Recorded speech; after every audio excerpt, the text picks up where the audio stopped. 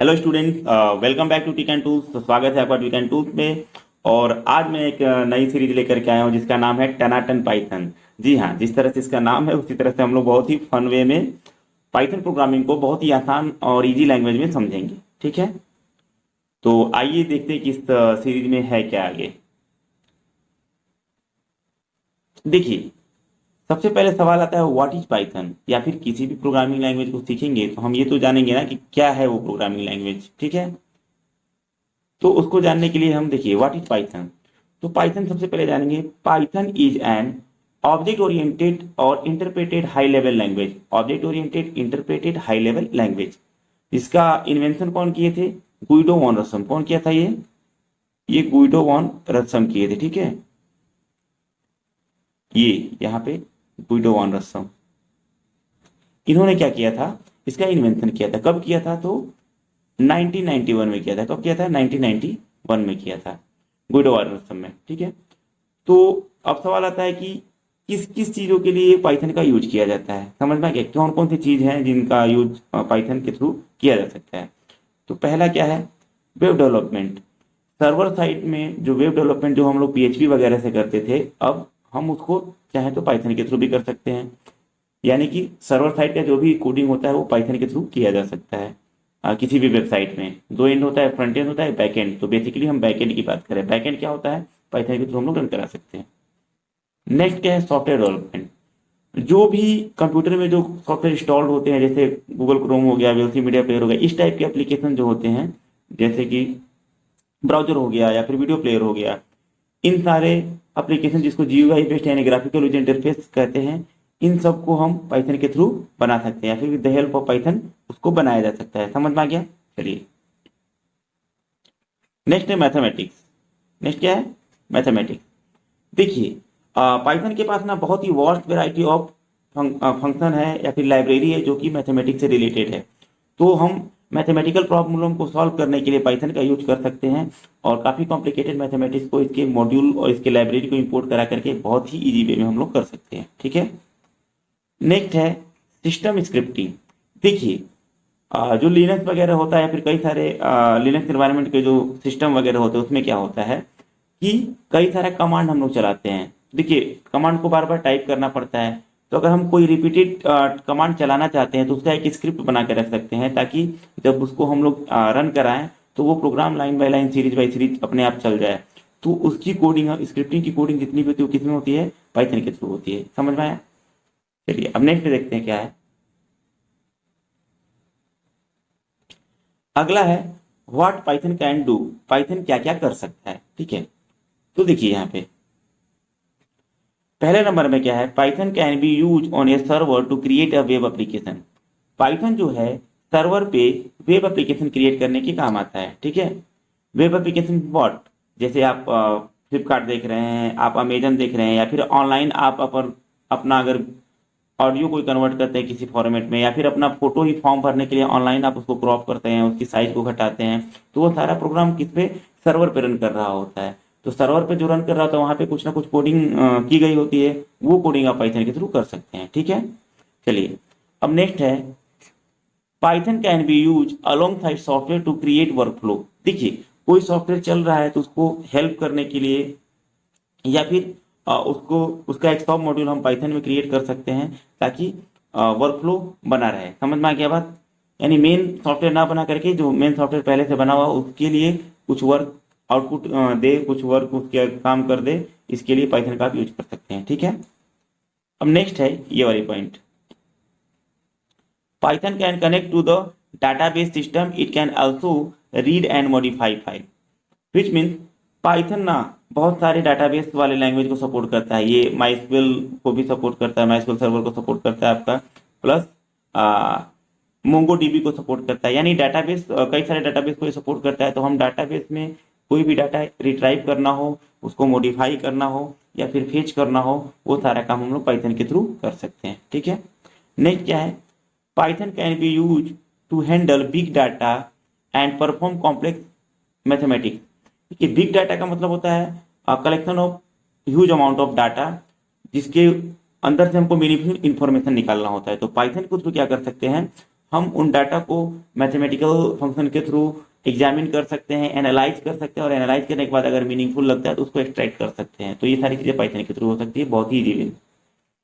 Python can be use for rapid prototyping और production ready software development. देखिए, जब software अभी तैयार नहीं होता है, उसको उसका लुक एंड फील कैसा होगा ये दिखाने के लिए कस्टमर को उसका एक प्रोटोटाइप तैयार किया जाता है। उस प्रोटोटाइप को हम लोग पाइथन के थ्रू तैयार कर सकते हैं, क्योंकि पाइथन से जल्दी प्रोटोटाइप तैयार होता है किसी भी चीज का, ताकि समझ में आना, ठीक है।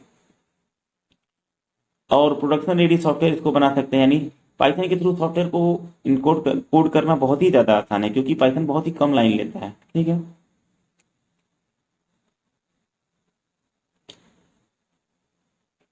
अब बहुत सारी प्रोग्रामिंग लैंग्वेजेस हैं, ठीक है, हमारे पास कोई भी काम करने के लिए। तो व्हाई पाइथन, पाइथन ही क्यों, क्यों हम पाइथन को ही सीखें, या फिर उन सारी प्रोग्रामिंग लैंग्वेज के जगह पे इसको सीखने का कारण क्या है? तो देखिए, सबसे पहला कारण क्या है, Python work on different platform which mean, देखिए पाइथन लिनक्स पे भी काम करता है, पाइथन विंडोज पे भी काम करता है, पाइथन जो है आपका मैक ओएस पे भी काम कर सकता है, इवन पाइथन एंड्रॉइड पे भी काम करता है। तभी तो मैं बोल रहा हूँ कि बार बार कि एंड्रॉइड पे हम लोग रन कराएंगे, ठीक है। तो यानी कि आप पाइथन से कोई भी कोड बनाते हैं, पाइथन के थ्रू कोई भी सॉफ्टवेयर वगैरह बनाते हैं, तो वो सारे प्लेटफॉर्म पे रन करेगा, क्योंकि सबके लिए पाइथन आता है, ठीक है। नेक्स्ट जो रीजन है, वो Python has a simplest syntax similar to the English language. देखिए, पाइथन क्या होता है, पाइथन की जो भी सिंटैक्स होते हैं, जो भी उसकी टर्मिनोलॉजी होती है, वो मोर क्लोजर टू क्या होता है, वो मोर क्लोजर होता है आपका इंग्लिश लैंग्वेज के, विच मीन इसमें इफ यूज होता है कंडीशन के लिए। हम लोग भी अपने रियल लाइफ में इफ ही यूज करते हैं कंडीशन के लिए। इफ का मतलब होता है यदि, यदि ये कंडीशन सेटिस्फाइड करता है तो ये काम कीजिए, नहीं करता है तो दूसरा काम कीजिए, ठीक है। सपोज दैट हमको इंटीजर डिफाइन करना है, तो यहाँ पे इंटीजर के लिए इंट यूज होता है। अगेन इंट और इंटीजर रिलेटेड है, इंग्लिश लैंग्वेज से ही रिलेटेड है। हमको यूजर से इनपुट लेना है, तो हम लोग इनपुट फंक्शन का यूज करते हैं। अगेन इनपुट जो फंक्शन है, उसमें इनपुट जो वर्ड हो रहा है, वो इंग्लिश में इनपुट का मतलब लेना ही होता है। तो पहले भी बताया होगा कि पाइथन क्या है, हाई लेवल प्रोग्रामिंग लैंग्वेज है। तो हाई लेवल प्रोग्रामिंग लैंग्वेज का मतलब क्या होता है, हाई लेवल प्रोग्रामिंग लैंग्वेज का मतलब ही होता है कि उसके सिंटेक्स जो है वो इंग्लिश से मैच करते हो, ठीक है। देखिए, हम लोग रियल लाइफ में क्या बोलते हैं, ये हाई लेवल की बात है, तुम्हारे समझ में नहीं आएगी, मतलब क्या, ये बात कुछ ज्यादा ही कॉम्प्लिकेटेड है जो तुम समझ नहीं सकते हो। लेकिन प्रोग्रामिंग में ठीक इसका उल्टा होता है। प्रोग्रामिंग में अगर कोई बोलता है ये हाई लेवल लैंग्वेज है, विच मीन इसके सिंटेक्स ज्यादा क्लोजर टू इंग्लिश होंगे, इसको सीखना आसान होगा, इसको समझना आसान होगा। लो लेवल लैंग्वेज में आता है 0101, जो कि ज्यादा कॉम्प्लिकेटेड होता है। यानी प्रोग्रामिंग के लिहाज से जो हाई लेवल है वो आसान होता है, और जो लो लेवल होता है वो कठिन होता है। समझ में आ गया? चलिए अगला क्या है, Python has syntax that allow developer to write program with fewer lines than some other programming language। देखिए, पाइथन का जो सिंटेक्स है इतना इतना आसान है और इतना कॉम्पैक्ट है कि जो अदर प्रोग्रामिंग लैंग्वेज में जिस काम को करने के लिए आपको नंबर ऑफ लाइन ज्यादा लिखना पड़ेगा, उसको एक सिंगल लाइन या दो लाइन के अंतर्गत आप पाइथन में बना सकते हैं। सपोज दैट हेलो वर्ड का प्रोग्राम जो होता है अदर प्रोग्रामिंग लैंग्वेज में, जैसे सी प्लस प्लस में क्या लिखना पड़ता है, iostream.h, conio.h, void main, printf, hello world, getch, इतना सारा लिखना पड़ेगा तो हेलो वर्ड को प्रिंट करेगा वो। पाइथन में सिंपली लिखना है क्या, print hello word, that's it. यानी कि अगर कोई प्रोजेक्ट आप उठाते हैं सॉफ्टवेयर डेवलपमेंट का, और वो पाइथन के अलावा किसी और प्रोग्रामिंग लैंग्वेज को चूज करने के लिए, तो वो टाइपिंग इतना ज्यादा आपको करना पड़ेगा, इतना ज्यादा लंबा प्रोग्राम लिखना पड़ेगा, जिसमें आपको टाइम लगेगा। वो आधे से भी कम समय में पाइथन के थ्रू हो सकता है, ठीक है। अगला क्या है, Python run on a interpreted system, meaning that code can be executed as soon as it is written. This means that prototyping can be very quick.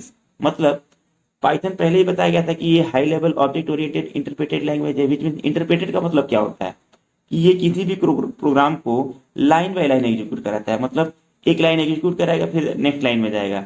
और जो दूसरा जो कंपाइल टाइप के प्रोग्रामिंग लैंग्वेज होते हैं, उसमें क्या दिक्कत है, उसमें दिक्कत ये है कि कंपाइल टाइप के जो प्रोग्रामिंग लैंग्वेज होते हैं वो एक ही बार सारे कोड को रन कर लेते हैं, और उसमें कोई भी अगर एरर होता है तो जब तक आप उसको रिमूव नहीं कीजिएगा वो प्रोग्राम रन नहीं करेगा। लेकिन इसमें ऐसा नहीं है, आप छोटा सेगमेंट ऑफ का कोड जो है उसको रन करा करके टेस्ट कर सकते हैं, इसलिए इसके थ्रू प्रोटोटाइपिंग वगैरह अच्छे से हो जाता है। और इंटरप्रेटेड ये इसीलिए कहा जाता है। समझ में आ गया बात? चलिए अब क्या है, आपका ये प्रोटोटाइपिंग वाला टॉपिक हो गया था। ये नेक्स्ट टॉपिक है। Python can be treated in a procedural way, object oriented way और फंक्शनल वे। मतलब पाइथन तीनों तरह से काम करता है। प्रोसीजरल वे यानी टॉप टू टॉप बॉटम को भी फॉलो करता है ये। ऑब्जेक्ट ओरिएंटेड वे यानी क्लास वगैरह इस सबको, ऑब्जेक्ट वगैरह को फॉलो करता है। और तीसरा, इसको फंक्शनल वे में भी लिखा जा सकता है। कई सारे प्रोग्रामिंग लैंग्वेज होते हैं जो इसमें कोई प्रोसीजरल करता है तो ऑब्जेक्ट ओरिएंटेड नहीं करता, ऑब्जेक्ट ओरिएंटेड करता है तो फंक्शनल नहीं करता, लेकिन पाइथन इन तीनों जो तीनों कैटेगरी है उसको तीनों को फॉलो करता है। समझ में आ गया बात? तो आशा करता हूँ कि ये वीडियो जो है काफ़ी ज़्यादा आपको पसंद आया होगा। और अगर कोई सजेशन है तो आप कमेंट बॉक्स में डाल दीजिएगा। और अगर अच्छा लगा तो भी कमेंट बॉक्स में बता दीजिएगा कि ये वीडियो अच्छा लग रहा है। इसी तरह से कई सारी सीरीज आती रहेगी। और हाँ, एक चीज़ इसमें मैंने ये आपको श्योर करता हूँ कि इसका जितना भी प्रैक्टिकल होगा वो मोबाइल के थ्रू होगा। देखिए, बहुत सारे स्टूडेंट ऐसे होते हैं या फिर बहुत सारे लोग ऐसे होते हैं जो पीसी अफोर्ड नहीं कर सकते, या फिर जिनके पास पीसी होता नहीं है। और पीसी होता भी है तो आप हर जगह पीसी को कैरी नहीं कर सकते हैं। लेकिन आप मोबाइल फ़ोन यानी स्मार्टफोन जो होता है एंड्रॉयड का, वो हर जगह कैरी करते हैं। इसका मतलब क्या हुआ कि मैं इसका सारा प्रैक्टिकल एंड्रॉयड के थ्रू ही कराऊंगा। यानी आप जहाँ भी बैठे हैं वहाँ से इसको कर सकते हैं। आपके पास पीसी नहीं है तो भी आप कर सकते हैं। और खास करके ग्रामीण क्षेत्रों में जो बच्चे जिनके पास संसाधनों का अभाव होता है वो भी ज़्यादा से ज़्यादा इसका लाभ उठा सकते हैं। तो यदि ये वीडियो पसंद आया हो तो लाइक कर दीजिए। साथ ही साथ अगर पहली बार चैनल पे आए तो सब्सक्राइब कर लीजिए और साथ ही साथ बेल आइकन को भी दबा दीजिए। क्यों? क्योंकि जैसे ही मैं कोई वीडियो डालूंगा वो आप तक पहुंच जाएगा। ठीक है? तो इसी तरह की वीडियो देखने के लिए बने रहिए हमारे चैनल पे। तब तक के लिए goodbye, bye bye, have a nice day.